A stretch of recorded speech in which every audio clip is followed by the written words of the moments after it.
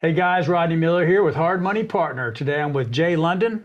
Jay London is a commercial developer, self-storage investor, and custom home builder here in the Oklahoma City metro area. And we had lunch not too long ago and had a fascinating conversation and decided we would get together and do this this interview. Jay just came out with a book today, right? Today, we launched today. We are trying to hit the bestseller list today. So, what's the name of the book? Stop Chasing Paychecks. Stop Chasing Paychecks, and we're going to go into this book because I read it a couple days ago, and it is phenomenal. And what I did, this is going to be a little different kind of interview. I took out a bunch of your quotes and interesting little points, and we're just going to hit those one after another. It's kind of the book. It's kind of like two books in one. Like one is mindset and motivation and just how to be successful in life. How to take some risk, all that, and then the other half gets into your real estate, and you kind of drill down into basically real estate, commercial versus residential, cap rates, why you like commercial over residential. You even drill down further into self-storage, kind of the niche that you're kind of really enjoying right now. So, great book, great read, and I made a lot of notes, and we're going to go through them. Cool. Let's do it. All right. So. Just some high-end points on you. Jay grew up on a farm, and where was the farm located? It was Apache, Oklahoma. Apache, Oklahoma, and was raised on a farm, so he's not scared of hard work, I'm sure. No. And kind of learned a lot of your work ethic there, correct? Yes, sir. Went into law enforcement as out of college. Were you sheriff's office? No, well, I was sheriff, and then I went into the city police. Okay, city police. And so, I see you, and I know you're a big developer and you're building houses. I always assumed you just had a dad that did that, or his family kind of thing. It's one of those traps that we all look how successful he is. And it wasn't a bad thing. I was just like, somebody gave you all this knowledge, but you freaking are self-taught. That's very impressive, man. After reading your book, I'm like, oh shit, man. From farm, law enforcement, and then you're like, this is not enough for me. I want more. Like good entrepreneurs usually do early on in their life, and you sought out knowledge and you want to do more. Went into flipping houses in 1998, part-time while you kept your law enforcement job. And then, was that when you were around 27? I was 26 in 96 when I bought my first house. Okay, all right. Because it really mirrored at 27, I was working as a claims adjuster, hating my life sitting in a cubicle, and that's when I was looking for opportunity. And then an opportunity came up, and that's when I was able to go into business. Yeah. Huge risk, scary. Yes. Family all said you're going to fail. You're going to be back here in 6 months. But it was the same thing, about the same age and all that. So that's awesome. It's kind of cool. So, 1998 began flipping homes part time. 2005, you went into building and you built 2 spec homes. Scared to death. Yes. That's a scary. Yeah. I've always wanted to build something to the ground up. Never have done it. But and then you've done 500 since. I quit counting at 500. Okay, so you've done more than 500. Yes, we've exceeded that. Nice. I just don't know how much it is because nice. I got excited when I hit the 200 mark, or you get excited when you hit the 100 mark, then the 200 mark, and then 300 comes around, and you finally just say, I don't even know what it is. Don't keep track. It's not worth. I've been doing it for 20 years. So cool, man. You don't keep track of it. Well, maybe that'll work out for you someday. Maybe you'll get it. Yeah, we'll see. And then 2 years ago, you started branching off into commercial. Yes. Industrial, and now self-storage. So that's kind of your trajectory. And so that's the 30,000 view. So we'll drill down to your book. So the book launched today. It did. It's 99 cents. Yep, you can get a Kindle version of it 99 cents. And I think the paperback is like $5. It's not very expensive. Yes. I want to keep it affordable because I want to bring value to the person and experience, and let them know that, that don't be scared to try. Fear is the main reason so many people don't take the step. Totally agree. Totally agree. You were scared to death to leave the paycheck just like I was. Everybody told me it was a bad mistake, and it could have been. It could have been, and it's just, I just think I've always had the entrepreneur mindset. You know, when I was 15, I had a vision board, and I didn't even know what a vision board was. Really? No, didn't have a clue. You know, these are the things that I'm going to own in life, and I don't know how I'm going to get there, but I'm going to get there. I'm just curious what was on your vision board at that A red age. convertible vet and a crotch rocket. Nice. Sure was. All right, man. Yeah. Cool. And I've Well, owned do you them have a both. red vet and a crotch rocket? I've owned them both. Okay, good Yep, deal. I've owned them both. Good deal. All right. Do you still do vision boards today, or are you kind of They're bigger.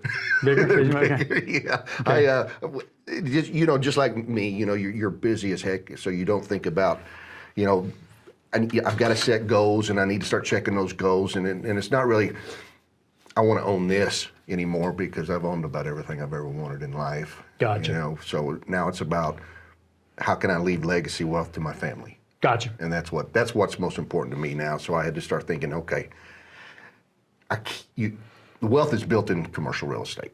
There's just no doubt. I've been in single family forever, and and I started looking at, you know, it's still you know, every time you build a house or flip a house or what it is, you're still chasing paychecks. Yes. You know, It's like a job. It's just like a job, and I'm going, yeah, that wealth is built through equity in real estate, and if you talk to the older people that's really wealthy, somehow, somewhere, they own commercial real estate. Mm-hmm.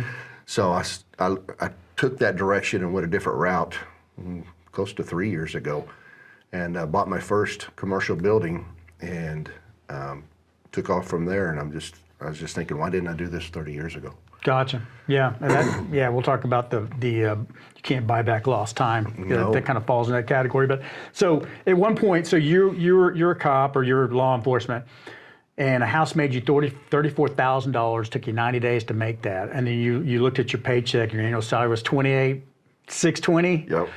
And That was gross. That wasn't. That yeah, wasn't, that's gross. That was gross. Yeah. And so you made a copy of both checks, pinned it on the wall, looked at them really hard. It's still scared to death. Yeah. Well, yeah, I mean, that's one deal. Then you got to chase the next deal. You got to Yeah. go kill it and drag it back home. So, but that was kind of interesting to me. You looked at them and you said, okay, maybe it's time to, maybe this real estate thing works. Let's go into it full time. So let's cover, you can't make money you can make money the rest of your life, but no amount of money can buy back lost time. Let's talk about that a little bit. Well, it basically comes back to being a hustler. I have 3 daughters. They're all grown now, and you don't think about it as a young man when you're trying to make your name for yourself and you're trying to make money and stuff. I was basically working 3 full-time jobs. I had my police job that I was doing 40+ hours a week. I was running 100 head of mama cows, taking care of myself, and then I was doing all the remodel on my flips myself. Okay. You know, I've done everything in the world but lay a shingle and pour concrete. Those are 2 things that I wouldn't do.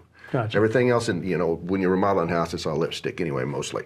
So I was working a lot of hours, and my first 5 years of my oldest daughter, I didn't see her and my wife, because I worked evening shifts because that's what worked best for me as a police officer, from 4:30 to 2:30 in the morning, because I could be home by 3 and be up by 8 and get out there and hustle. Well, I wouldn't see them at night.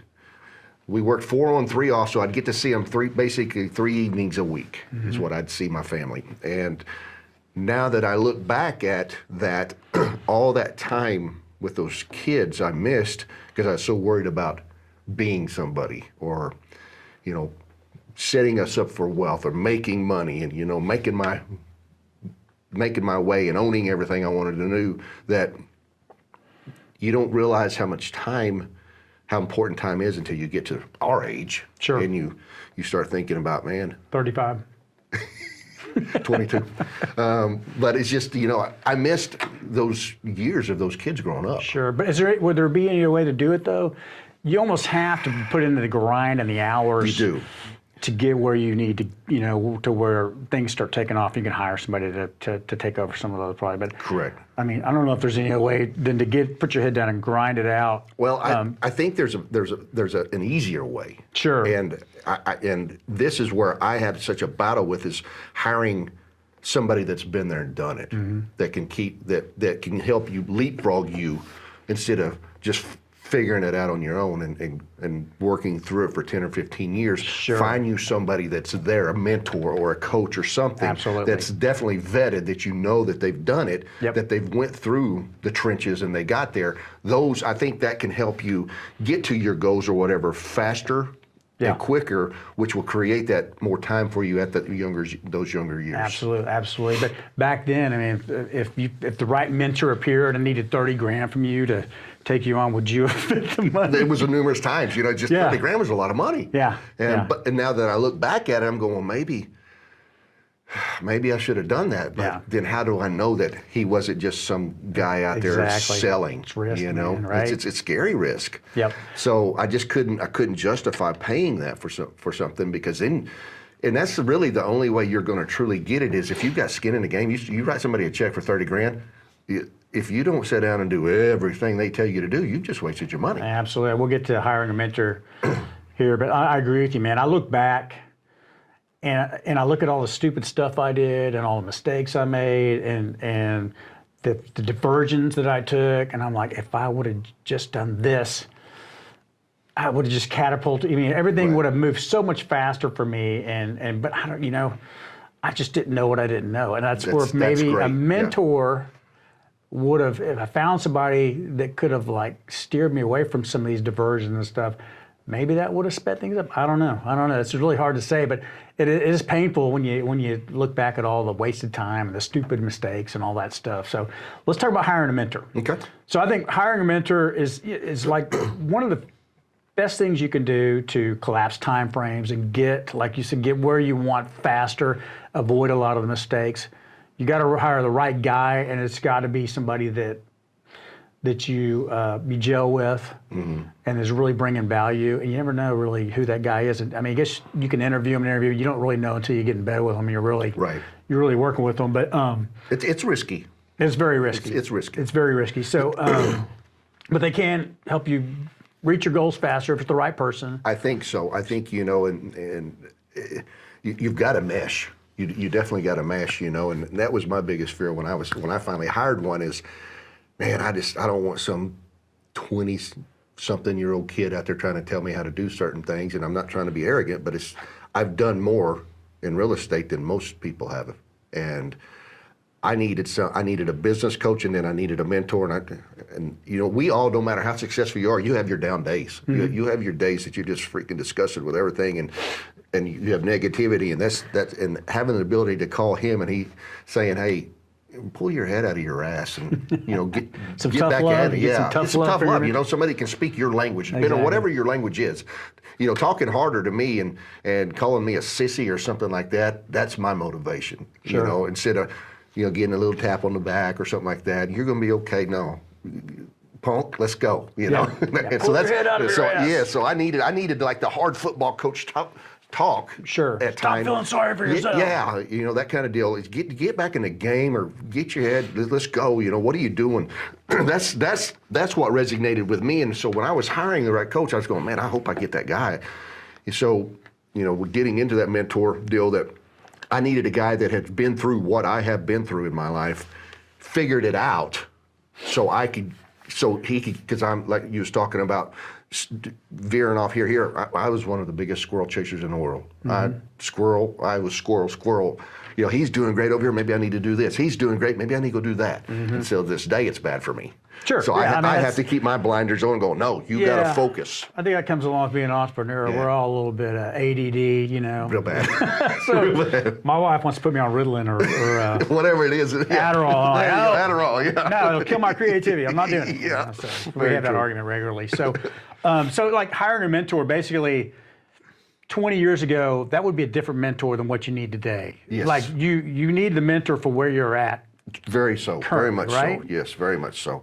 That's a great statement, because it's like any good book. You know, a book's only good when you're at a certain point in your life and you need what that book's saying to you. A mentor is the same way, that if you would just want to go learn how to flip some houses, you need to find a guy that can teach you how to flip houses and find the deals. If you're wanting to go into commercial, you need somebody that's into commercial. So when you're hiring a mentor, he needs to be a mentor that can teach you exactly what you're wanting to learn. not all of this. You need Yes. you need a guy that's going to. I was asked by a guy one time, and I say it now. He said, "What do you effing want?" And that was the question. And I'm Sure. going, well, I don't know how to answer that. You know, what Yeah. do I want? So I had to go back and think about Yeah. where do I see myself or my businesses and everything in 5 years?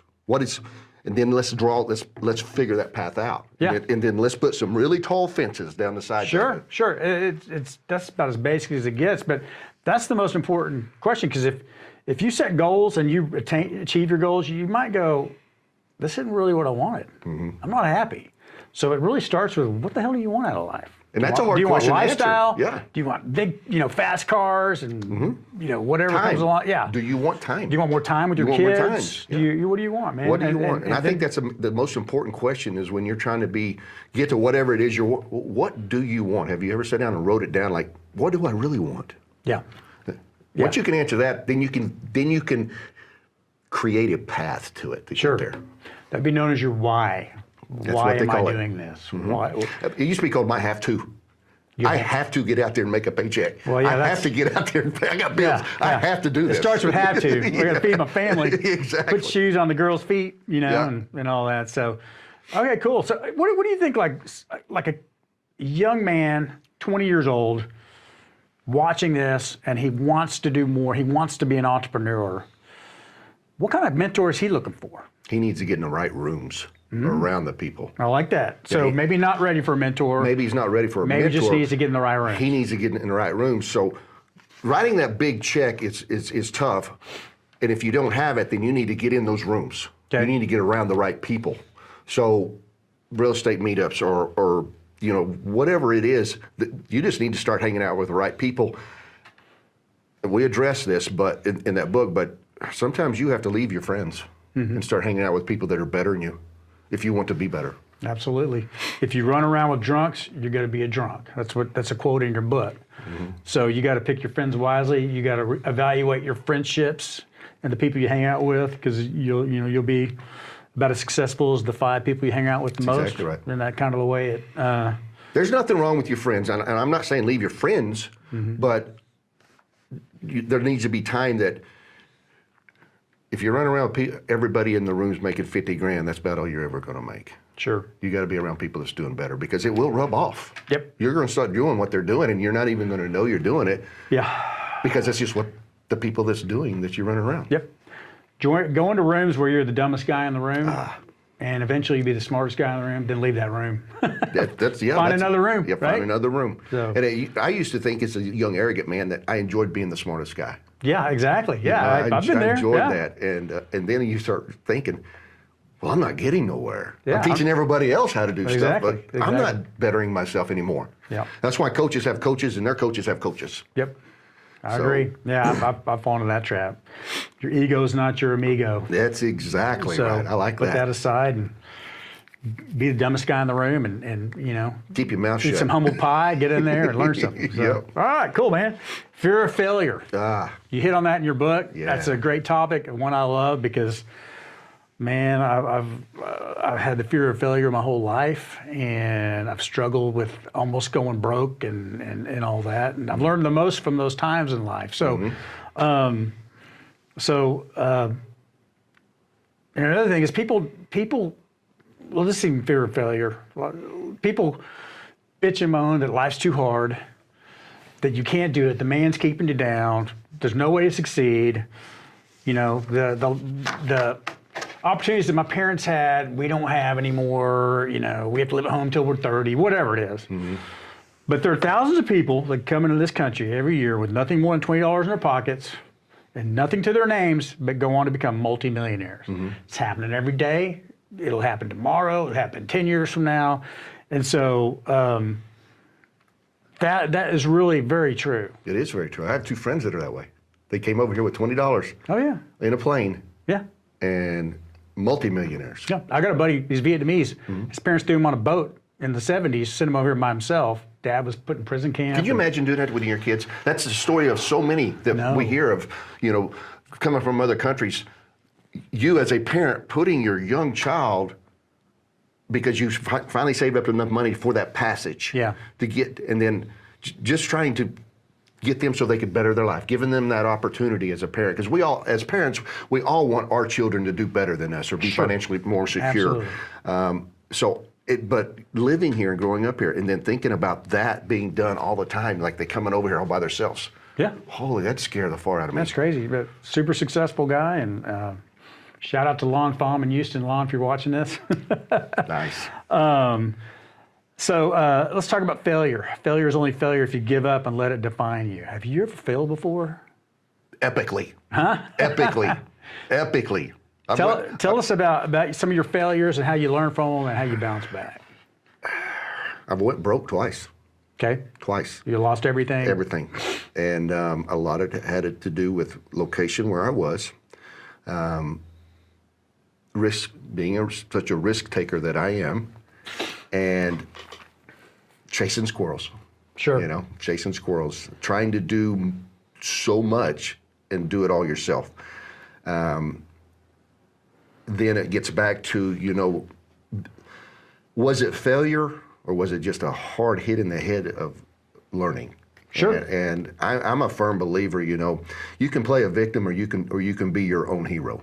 Gotcha. And to do that, failure is, I talk to so many other guys that are successful. If you're in something long enough, or real estate at our age, you're going to have some bruises. You're going to have some scars. Sure. And if you don't have them, you're not trying hard enough, in my opinion. Mm-hmm. You know, if you're not out there failing, you're not trying hard enough. I think we have so many people in our society now that plays that victim role and blame everything that I did it. It wasn't the bank's fault. It wasn't the market's fault. It wasn't this fault or her fault or their fault. It was me. Sure. I took the risk. I did it. And coming to the mindset that you can play the victim or you can get out there and just do it again. Sure. You've learned it. Do it again. Absolutely. I'd say some of the best gifts I've ever been given were, I've never gone completely broke, but I've come very close 3 times to losing everything. Mm-hmm. And I mean, I don't even tell anybody this, but I mean, I've lost 30 pounds. I've gone months with not being able to sleep. I had a period of time when I just thought I was going to lose everything, and I just knew I was going to lose everything. I was just going through the motions. Mm. But I made myself go to the office every day, and I literally sat out in the office. I'm not proud of this. I had to eat a Xanax and sit there and wait for it to kick in before I could go in and do some work. Did you have panic attacks? I had huge panic attacks. I lost like 30 pounds. That was me. I couldn't eat. I thought I was having heart attacks. Went to the ER 3 times. Yeah, so I really thought I was going to lose everything. Yeah. I had to eat Xanax to go in the office, but I sat there and just stared at the blank wall. But this went on for way too long, and it was extremely painful, and I just didn't think I was going to survive it. Mm-hmm. Love it. Looking back, I'm like, dude, you would have survived. You would have got a job, we were rebuilt and all that. But at the time, I was in a hole, and this happened 3 times. Mm-hmm. And so... And your friends don't understand that. No. When you're trying to say that to them. They don't get it. No. One, it's a huge pride deal. Well, that's our identity. Yes. Our whole identity is tied up in our businesses and being entrepreneurs and what we do. So that's a complete threat to your identity. Absolutely. And you know, I was in my 40s when it first happened, I think, and I'm just playing this image of me having to go back to work, start over at a job, and I got a 20-year-old boss. Yes. It's on my ass all day long. And just playing, just losing my mind, just thinking about all this stuff. So, but out of those almost failures or coming very close to losing everything, when things started, like when I saw like a glimpse of hope and I could grab onto that and I could build on that and things got a little bit better. And when I realized that I had survived the storm, then it was like on. I was like, I got a second chance. I'm gonna make the most out of it. And I worked the hardest, and my business has moved the furthest after those periods, almost what I thought was going to be complete devastation. Mm-hmm. So out of failure can come just huge growth.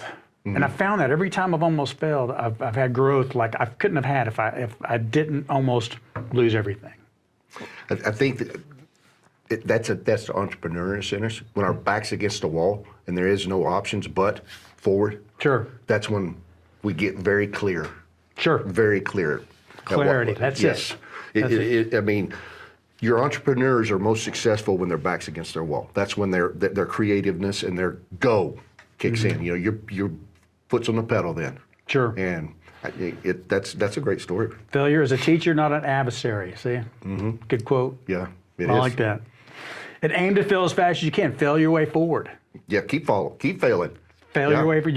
You might have 2 great successes or 3, and then a failure, and then 3 more, and a failure. You know, it's just failure's part of being an entrepreneur, folks. It's just part of it. You got to get used to it. So just try not to lose it all. Yeah. And if you do, get back on that horse. Exactly. You know, you done it once, do it again. Exactly. Let's talk about mastermind groups. Because I think, are you in one, a couple? Yeah, I'm in a couple. I'm not in any right now. I need to get in a mastermind group. Get in the right room. I need to get in one, and I'm not sure which one, but I'm gonna talk to you later about that. But talk about some mastermind groups you've been in, some you're in, and the power. We've talked about mentoring, paid mentoring really, but there's also non-paid mentors. But I think the best one is when you pay and they've done what you want to do.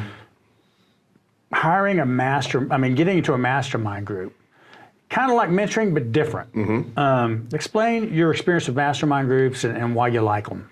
Here is the best way I can describe that is you get into a room of not just 1 or 2 like-minded people. You get into a room of a lot, and a lot of them are doing a lot better than you. Yes. So the competition kicks in of the entrepreneur. Well, how's he doing that? You know, so and it gets you face to face. It's not a phone call. It's not a lunch or a coffee. It's you can actually sit down after the seminar day, and most of the business is done sitting around the bar in the evenings. Sure. You know, sitting there just talking, shooting the bull and figuring out their life story and what they're doing and how they're doing it. They all are, the right masterminds don't have arrogance in it. The guys come in there and they're all very humble and they all want to help.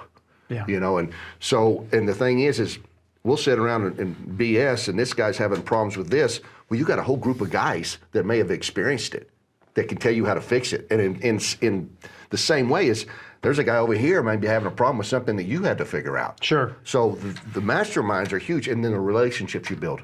Gotcha. You know, they become friends for life. Yeah. That you can pick up the phone, you're having a problem with something. Have you been through this? We've all been through hell. Yeah. You know, so you build relationships, you build friends and partnerships. Yeah. There's a lot of partnerships that come out of masterminds. Absolutely. I mean, that's with my Trident multifamily. That's how I found my partners. We were in a masterminded DFW for multifamily, and $30,000 or maybe $35,000. I don't know. I paid a shitload. You know, Right. You know, and it's painful when you write that check, but so much came out of that. Like I had a coach for our first multifamily deal. We bought a $4 million deal, raised $1 million. He helped us do it. And then I met my other partners, and we partnered up and started Trident multifamily.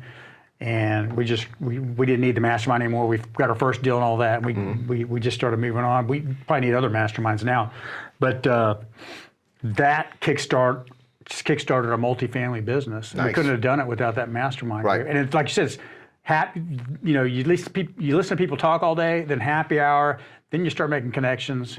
You start going, oh yeah, we're looking for. You're in Oklahoma, yeah, we want someone to go. Okay, you start making friendships, connections, and you just build upon that. But most of the deals are done after hours, when the real relationships are built in. Absolutely. So, so what masterminds are you in right now?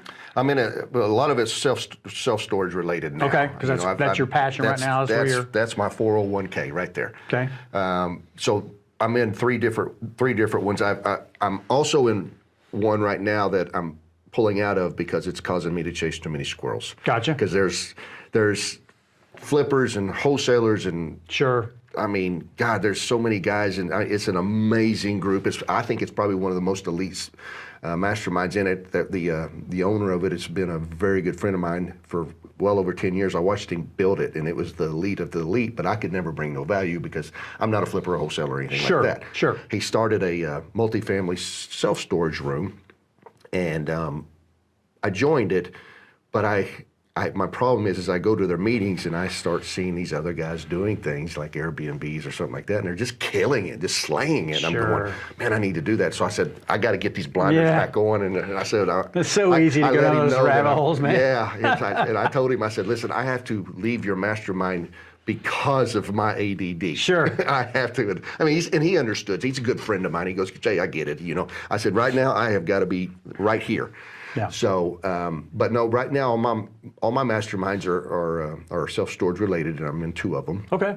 And I'm at the point in my life that I have to focus on one thing. Sure. And I was wrong. I am in another mastermind. I'm one for hard money lenders. I go to Baltimore about every 6 months and meet with like 10 or 12 other hard money lenders, and they're all over the country, and we compare notes and what's going on and what the market looks like, and best practices and stuff like that. So highly focused.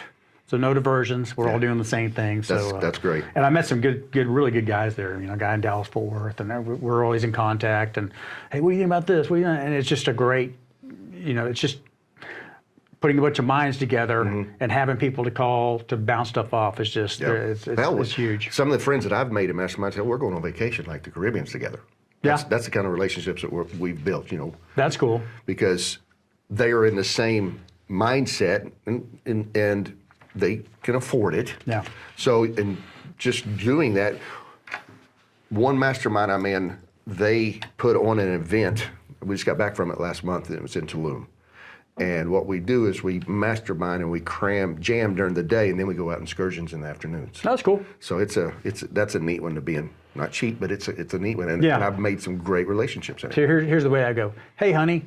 We're gonna go on a vacation, and it's gonna be a mastermind agreement. We're gonna spend all of our time talking about real estate, and then we're gonna have some fun. You'd be like, "Fuck no." I got my wife to go with me the second time. Yeah, your wife's kind of involved in your business, though.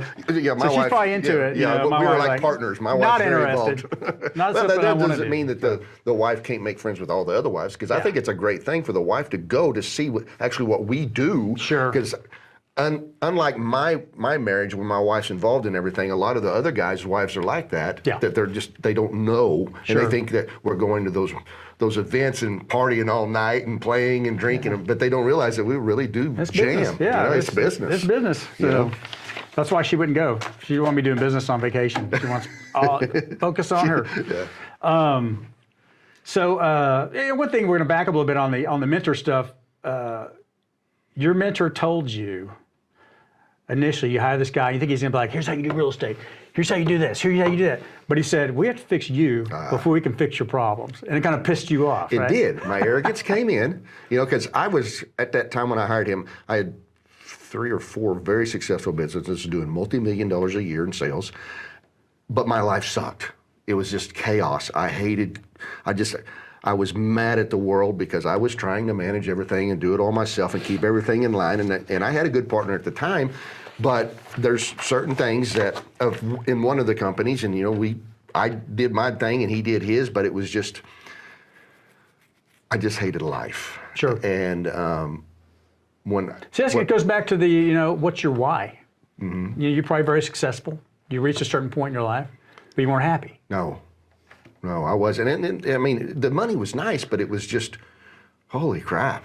There's a lot more to this. There's a lot more to this. Oh gosh. Being an entrepreneur than money, man. A lot Right. more. And that's where your why is so important, right? Yes, it is. And you need to figure out, what do you want? What do you want? So I sat at home one night drinking a beer going, I got to do something.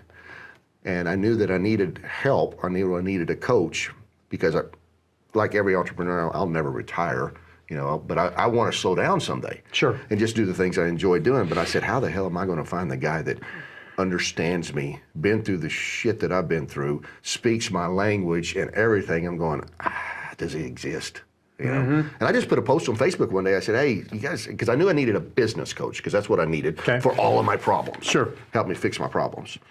And I posted it, and I got a few calls, a few messages and whatever. And this one guy and he was the headhunter for he was the guy that kind of vetted the students for the coach. There's a headhunter for coaches? Yeah. Really? Yeah. Okay. You got to understand, my coach, he systemized everything. Nice. Really? He's done it all. He's got the right people in the right seats to do everything. Okay. But he called me. We talked a little bit, and he goes, and kind of said, "What are you looking for?" And I told him. He goes, "Okay." And he talked for a little while. Of course, my wall was up. He wasn't closing me. And I said, "All right, well, what's his name? Let me do some research." And then he'd call me the next week. I said, "All right." He goes, "Say, I'm telling you, I think he's your guy." I'm going. He goes, "Let me book an interview with you." And I said, "All right, let's do that." So we do the Zoom call. And, my coach is kind of like, let me vet the student, make sure he's coachable. Okay. Everything's got to make sure you're coachable. So up to this point, you've been working with the headhunter, and now you're going to meet them. Yeah, he called me a few times, and Okay. I talked to him, and then he said, "Let me just set up the call for an interview." I said, that ain't going to hurt nothing.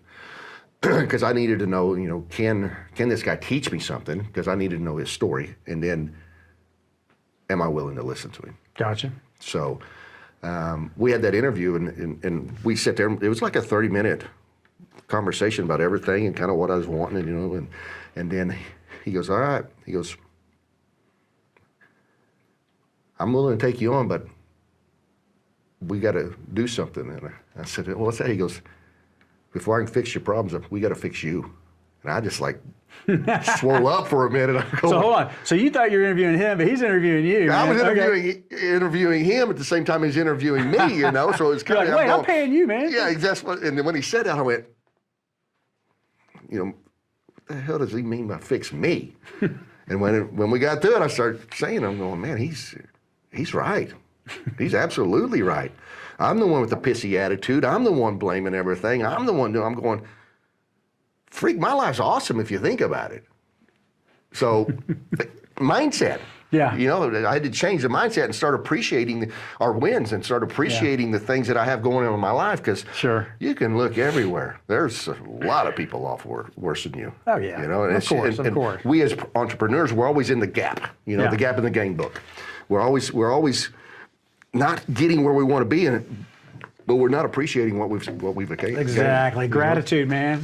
Gratitude for where you're at and, what you've accomplished. Yeah. It's always easy to look at what you haven't accomplished or what you Right. haven't gotten done, and then start looking at other people. Yes. That's a terrible thing to do. That's the Start worst thing. It's comparing yourself. Yeah, Oh it's yeah, horrible yeah. It's thing. terrible way to operate. But that's awesome, man. He started with let's get your head right first, Yeah, man. And that's what he did. that's what a good coach does. They push you, and having a mentor is not fun. No.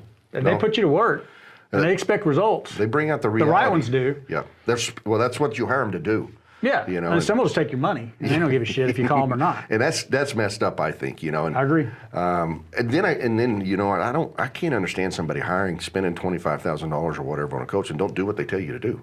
Yeah, that happens all the time. Blows I know. Some coaches want that. Yeah. Pay me 25 grand And and those go, guys aren't in it for the right reasons. I agree. then. I agree. I agree. I don't know. If I'm going to give somebody 25 grand, I'm going to get all I can out of them. So Jay's here to launch his coaching program. No, I want no part of that. No. I'm kidding. I mean, I'll be glad to share you. everything, but no, I want no part of that. All right, so let's get into real estate. Okay. So that was the first part of the book. Great mindset and all that. Let's talk about real estate. Residential versus commercial, because we both started with the residential, moved into, I'm in multifamily. But you're in commercial. You kind of move, yeah. So we're different kinds of, well, you do some multifamily too, I think. But I did, yes. So let's talk about the evolution of, you do residential, fix and flips, rentals, all that, and then at some point you move on to commercial. Compare the two and why you like commercial over residential. The biggest thing, I think, is the determining factor between the two is zeros. It's zeros. Scalability? You may be over here messing with a $200,000 house, and then you compare it to a $2 million commercial property. That scares people, but it's still all the same stuff. Yep, bigger numbers. It's just zeros. Scarier. And bigger numbers lead into bigger checks. And when you're building in a residential side, it's easier to do residential because you don't have to have a lot of expertise to buy a house and lipstick it. Yep. If we're talking about flip. If you're going to build a home, you need a little more experience. You need to kind of go through, get your way there or find somebody that can help you, a builder, whatever, if you're going to start building homes. And a lot of the builders nowadays come from a generation or they know somebody that's kind of helped them get started. I had a guy help me get started building houses. I didn't know who do you call first and who does what. So you like hired a house building coach? No, actually he's a good friend of mine, and he owned. Well, he kind of coached you though, right? Yes, he did. Here's how you do my it? first two, he did. He goes, hey, I said, man, I can't. I'm scared. He goes, I got all you guys. I built two. He said, Jay, it's not that hard. It's really not that hard, and I've got all the trades, so I'll help you. And he helped me over the first couple of years of getting to the point. We never partnered or anything, or he would. You say, hey, I'm looking at some lots over here. You want to come over and buy some too? Sure. Okay. So my very first two, he kind of helped me build them, and of course I was in the middle of that deal the whole time because I was scared to death and sold them both before they was done. Well, I made good money on them, but as soon as I got the check, I needed to start. Rinse and repeat. Yeah, it's like a job, right? It is a job. Yeah, it's 100% of a job. And then I've done it for years. I built some multifamily, some small apartment complexes and industrial buildings and stuff, but I sold them. I didn't keep anything, So here I am again. I'm going, but I was young, and then I was wanting the checks, and it was all about the fame and the glory and all that stuff. And now that I'm getting older, I just want to check. I just want to check every month is what I'm at. You want like residual income coming off one property over and over and over again. Exactly. Yes. And that's when I started making that change in that mindset 2 years ago, and plus the fact that that a lot of the different people I'm running around with now own commercial real estate and very wealthy, and it's made in commercial real estate. So I bought my first commercial building. I gave $325,000 for it or something like that. Remodeled it and got an appraisal for it when I was after done. I had some tenants in it. It appraised for $1.1 million. Damn. So I said, holy crap, I just made $750,000. How many houses do you have to flip or Then I put that scenario together. I'm going, of course, I didn't sell it and get a check, but on paper, that's what it was worth. Sure. So if I needed to go get a line of credit or something against it, it was available there. And I said, holy moly, how many houses would I have to build and sell to make that if I needed it? So then, the sky opened up. I'm going, hey, dude, you need to freaking get after this. So I started, and I've been messing with the apartment game. I think that's where we met a few years ago. And I was looking at doing the syndication apartment, and I'm just going, God, I just don't want to get into hiring managers and lawn guys and maintenance guys, and I don't want to manage all these people. And they say, well, you hire a manager to do that. Yeah, but you got to manage your manager, and you got to do this and do that. I'm going, I just don't want to do that. And I went to my self-storage unit that day that I'd had for 5 years, that I had all my crap in, that I didn't want my shop at my house. I had a 30 by 40 shop at my house, but I didn't want all this crap. So I was one of those guys paying for this every month. I'm going, why do we have this stuff? Why don't we sell it? Of course, my wife won't let me sell anything. And then I got to looking at this, I'm going, this is a freaking cash cow if there's more guys like me out there. Sure. And it wasn't very long that this thing came up for sale. And I evaluated it just like the same one you were keeping your stuff at? Yes. Okay. It came up for sale. And I'd gotten one of the apartment complex evaluators software systems where I'm going, so I called the broker and I said, hey, can you send me over the OM and all that offering memorandum and everything that we need to look at? And so I started running the numbers. I'm going, how the hell is he coming up with this price? There's no way it's worth this. So I call him, and I'm not going to say his name, but I'm going, how did you come up with this price? He goes, well, Jay, what do you think it's worth? I'm going, I'm kind of embarrassed to tell you what my numbers are telling me. Mm-hmm. So I just said, you know what, I'm doing something wrong. I need to find somebody to kind of show me how to do this deal, and I just let it go. 3 months later, it sold for $100,000 more than what I was going to offer. So you never made him an offer? You were too embarrassed to I was too embarrassed. You didn't want to offend the guy? Yes. Okay. And but somebody was clearly okay with offending the guy? Absolutely. And the numbers are the numbers. Sure. The numbers don't lie. Yeah. So if you've got a good evaluator, when you figure in your expenses and you figure in what the net operating income is based off of their rent rolls and stuff, the numbers are the numbers. Sure.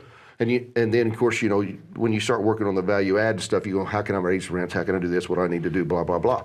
But I was too scared to make the offer, and I call that my first $1 million mistake. Sure. Because that guy that bought it raised the rents immediately and added $1 million in value for that facility and sold it a year later and made $1 million. And I said, okay, now let's start looking at these deals. Then you weren't scared to make a No, low offers because at that we point, just- or offers that make, not low offers that make sense. Yeah, offers that make sense. And then I had a second one that I bought a boat and I was trying to find a place to store my boat and there was nothing available. I'm going, man, I really need to dig into this self-storage still.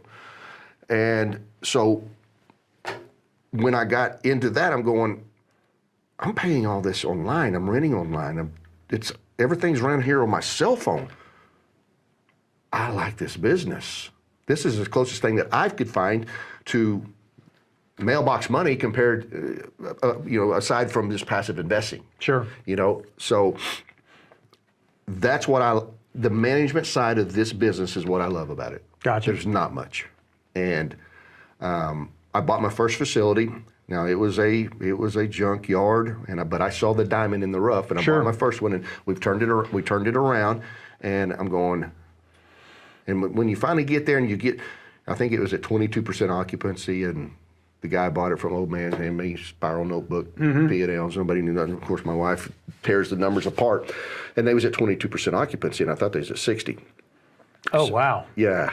Okay. Yeah. So you underwrite it at 60%, but it turns out to be 20. Okay. 22. 22? Yeah. Is that economic vacancy because they weren't paying their rent? Yeah, they were full, but nobody's paying their rent? Well, economic was 22, physical was about 70. God, oh, wow. And it's a long story, but the guy that owned it for 10 years. He bought it from the bank. I don't think he ever cleaned anything out, or he even knew what the hell was going on. Gotcha. But we cleaned it all up, and then we're back. We got up to like 80% occupancy after we did some work and stuff like that. And then I was sitting on the beach, and the email started dinging because our software system collects tags a credit card every month. Okay. I'm going, this is what I'm talking about. This is it right here. This is what I'm talking about. That's mailbox money, baby. That's mailbox on the money. Beach and sitting on the beach and you're getting paid. You hear that ding what and better? endorphins start kicking in here every time you hear that ding. Yeah. Money. One more drink, please. That's awesome. So you kind of touched on value add. So let's talk about building one from the ground up or value add, going in and buying an old one and slapping some lipstick on it and raising the rents and all. Value add is a great place for somebody that does it that isn't really experienced. And the difference between value add and ground up is like night and day. Because in value add, you've got a structure. You can go in there and bring it up to date, lipstick it with colors and flooring and roofs and paint and, patch the parking lots and do what needs to be done to actually justify yourself to be able to raise the rents for your tenants. Value adds are good. And what I tell a lot of people, depending on what you're in, like if you're in apartments right now, you can buy a good deal a lot cheaper than what you can build. On the self-storage side, it's flip of that. Really? Yes. Self-storage side is going to cost you twice as much to buy than what I can build because I GC my own projects. Gotcha. So on the self-storage side, there's a lot more room for equity positions for your partners or your private investors or whatever compared to the multifamily side when I started seeing everything, because in the syndication world, as a limited partner or a GP or whatever, you have to give so much equity away to get so many people involved. Absolutely. To make the deal happen. Where on the self-storage side, the numbers aren't as big because you got a $1,000 unit renting as an apartment, where this metal box rents for $100. So it's the same kind of business model. It's just a little different on the new build side. So let me ask you a question. So on the new build side, you got to build it. There's months go by, then you got to fill it up.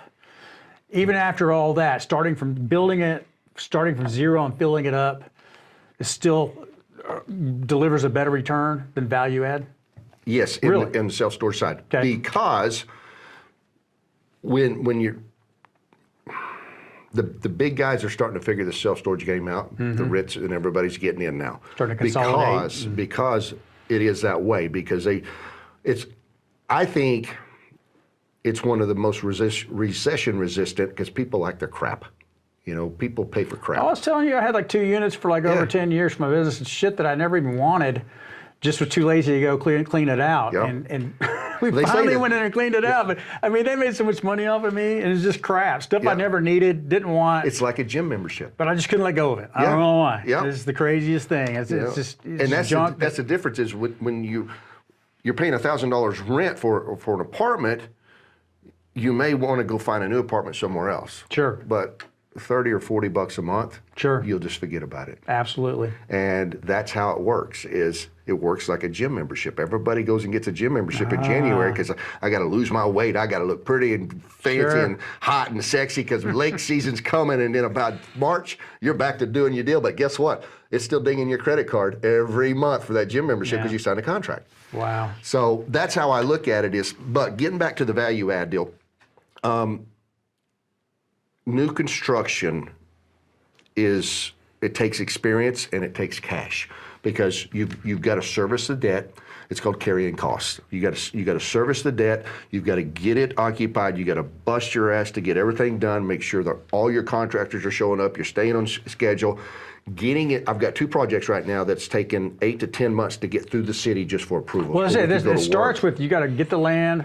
Get the An land. LOI on the land, you got to get entitlements on the land through the city and all that. So it's It's a time-consuming process, and then you got the engineers and you got surveyors. It takes some experience to do the construction side. So to get into the business, value add is the way to go first. Gotcha. Whatever you're doing, and then once you learn the experience, then maybe you can go into construction. It's just like the house business. You can go buy a flip house and learn how the tile works and all this stuff. And then once you get to the point, and I did the same thing. This is I flipped, God, I don't know how many homes before I finally took that leap and built my first house. Sure. It's you need the experience. Well, the commercial side's the same way. It's just you need a lot more of that experience. Gotcha. So that's the difference between value added and commercial. Now you can buy a piece of property. Now let's say there's a newer motel setting here, and they're renting for $120 a night, and you can go over here and buy this motel, but you need to put $250,000 in it or fix or whatever, and get it to the point that it justifies renting almost as much as this one, but you got it for 20 cents on the dollar compared to what it costs you Sure. 200 sure. cents on the dollar or whatever here. That's value added. Those things that really make sense. Plus, you can turn this one around faster.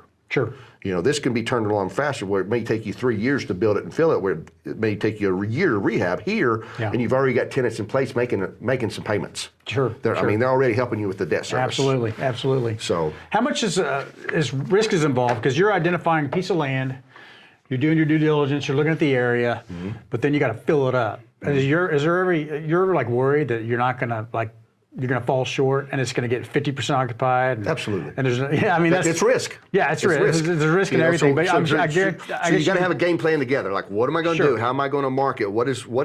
Of course, what I didn't realize about commercial when I was in real estate so many years is these big projects. How do these guys stroke that off? Well, they've got multiple partners. Sure. That's what I learned once I get into nobody did it by themselves unless they're a billionaire. That's what kept me out of multifamily for so many years. I always wanted to do it, but I was like, I can't write $1 million check to buy you dumbass. You don't have to write a million. You got to find somebody, 10 people that can write $100,000 check. And so many people don't know that. Yeah, it keeps a lot of people out of the commercial side of real estate. But once all you do is go to some seminars, read a few books, and I was like, That's how it works. That's how they did it. Yeah, And I just didn't do it. Once again, it gets back to the mentor at a young age. Yeah. Somebody that's been there and done that. Hell, if I had somebody teach me that 20 years ago, hey, dude, you don't buy that by yourself. You go out there and find a bunch of partners with you. Yeah. Oh. Yeah. Oh. Okay. Look and you'll you just find don't know. it. So, you don't know what you don't know. Exactly. So you're building your first My first ground up. self- And you've done industrial. I built so it- this is not like a big stretch for you. I built smart apartments. Tell us about your current project. We've got I call it a multi-use. We're doing it was going to be a 15,000 square foot retail strip center on the front and then 40,000 square foot of self-storage in the back. But fighting after 8 months with the city and all the redlining of every site plan that we sent in and it changes, and that's another thing. Every city is different on what they want and how they do things. So we had to add another 2,500 square foot to the front building and turn it into climate control. So, because we lost a building in the back because of this certain city specifics of how much retention pond they need or want. So why climate control? Because you make more money off of that, or I needed, you know, I had so much square footage of self-storage in the back that's set the numbers to be a certain price to make the NOI right, and I lost some of that. So, but I had enough room on the front to add it to it. So I needed to add that square footage to keep my gross or NOI to what my projections were on my investment summary. Gotcha. So I said, well, hell, we can add 2,500 square foot of climate control up front here, even though we're losing a 5,000 square foot building. Climate control rents for twice as much per square foot. Gotcha. So I said, we can still make our numbers work if we add it to this building and do this. So, so we're fighting it, and we're there. We're finally there. That we'll have our site plan approval this week. And but other than that, we've got the investors, we got the money raised. We've got 3 banks online to do the construction loan. And oh, cool. So you're funded, ready to go. Well, I'm not funded. We haven't done the loan, but I've got 3 commitments. But you got the equity from the private investors. Yes, yeah. And what we did is we used the private investors' equity to buy the land, to put the land up for collateral. Okay. Gotcha. The banks will bring the rest. Banks are bringing the rest. Nice. Yeah. And so what happens? So you build it. I build on a bridge loan, I guess, and then you'll refinance out of it. Yeah, it'll be a 3-year construction loan. Okay. With the anticipation it takes about 18 to 24 months to build, and then we're figuring in about another 6 to 8 months to stabilize it. Okay. And then at stabilization, what we do with our investors, we refinance, cash out, refinance it, and we pay them back 100% of their principal. And during their time of their principal being tied up, you know, they get a performance or a payment on their money, and then they get to share in the refi proceeds, and then they stay in the deal. Oh, that's huge. So you're not trying to cash out of the deal and keep the deal for you. They stay in the deal. They stay in the deal perpetuity forever. It's nice. like a dividend check. All right, at the end of every year. Well, I want in. I want your next deal, man. Okay. Well, we talked about boat storage. Yep. We need boat storage in Edmond, man. Yep. So I mean, I think storage is going to be a great deal for many years to come. It's just something about it. People, I've got one lady that has 5 10 by 20 units in one facility of mine.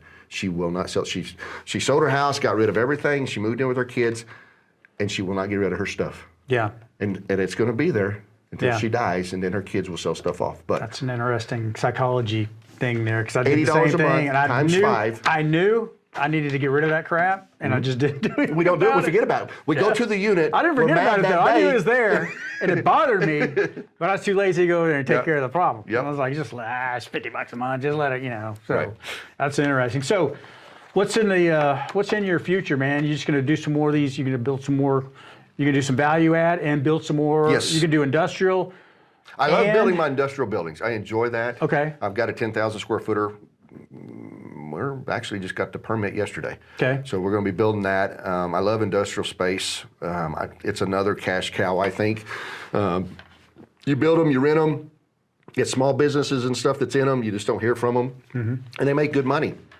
Little office in the front, warehouse in the back, like a plumbing company, electrician company, stuff like that. Exactly. Okay. Yep. And those guys, you know, they pay like a slot machine. And my first one I sold, and I just because I put it up for sale for rent, and I got an offer, and it was a cash offer.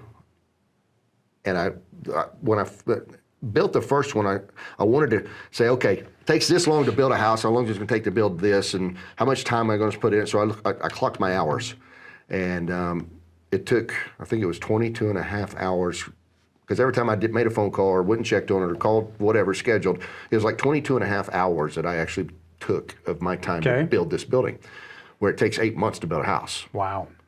And I said, and I sold it, and the profit margin I made on that deal was like 3 houses. And I said, what am I doing? And then I forgot about it, and I waited another year, and I said, God darn, I need to build another one, or I need to buy some. Sure. Or whatever. So we got another one going up. This one's bigger. But I'm clocking my hours again to see what it takes. But yes, I plan to, over the next 5 years, I want to buy and build 500,000 rentable square feet. And you can do that through syndication. You're going to raise capital from people and bring people into the deals. And and we'll probably be stepping outside of Oklahoma on some of them. We're looking at a couple lots right now in the Phoenix area. Oh, all right. So, Phoenix is hot. yeah.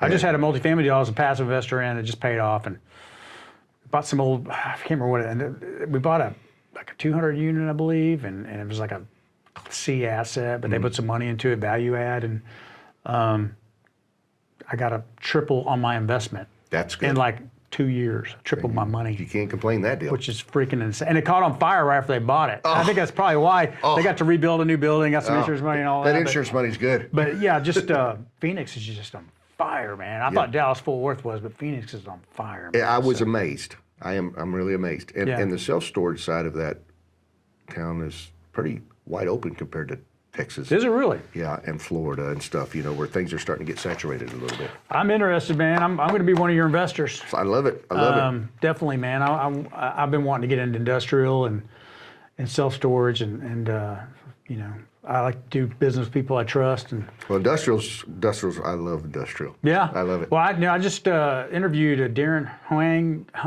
I can't pronounce his last name, out of Tulsa, and he's a young guy who just moved into industrial, and he's doing value add industrial. Oh, but same thing, he's really starting to do well with it. Yeah. He started fixing and flipping houses too.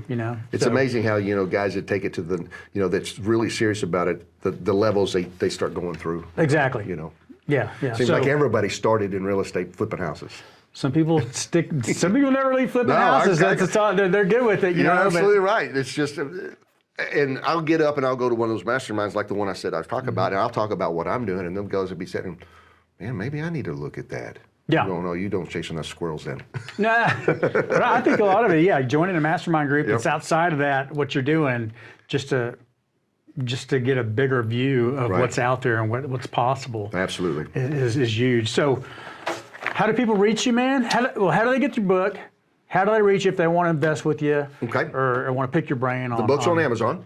Okay. So just go to Amazon, or you can go to LondonEquityHoldings.com. Okay. And fill out the little deal. It'll pop up, and you fill out your information, and we'll contact you. And if you want to get on our investment list of what we have coming, we'll be glad to talk to you and explain to you how this one project goes, and show you the deck sheet and the summaries, and go from there. Nice, very good. And what's the name of the book again? Stop Chasing Paychecks. Stop Chasing Paychecks by Jay London on Amazon. Check it out. I'm Rodney Miller with Hard Money Partner. Really enjoyed interviewing you, Jay. This is great. Thank you, sir. Really enjoyed it. We'll have to do it again soon. And if you guys need a hard money loan, hit me up. If you don't, just keep watching our content. Thanks a lot.